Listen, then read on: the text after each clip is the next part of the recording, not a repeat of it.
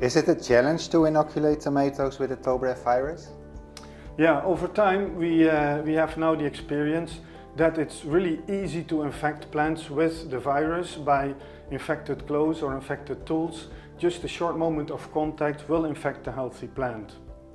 The difficulty of this experiment is to have a uniform infection so that all plants that are in a greenhouse get infected at the same moment.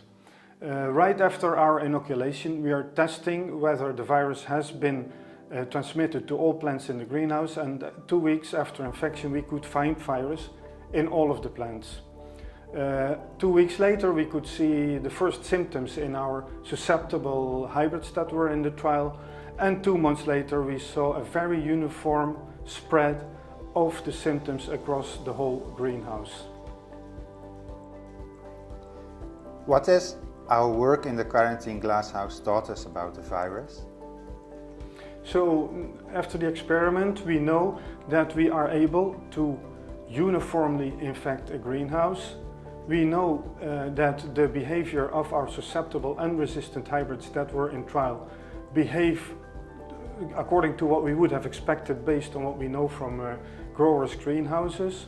We also had 3 replications of the same variety in trial, and the behavior of the different varieties were quite stable across the 3 replications.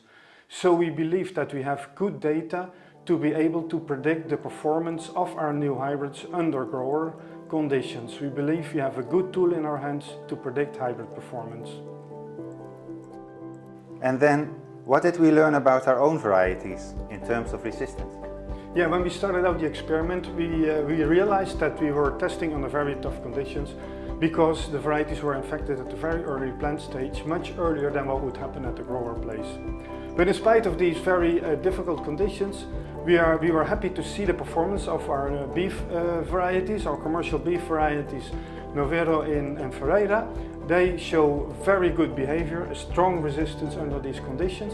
And also our cocktails, DRTH 9517 and 9518, show good performance under these conditions.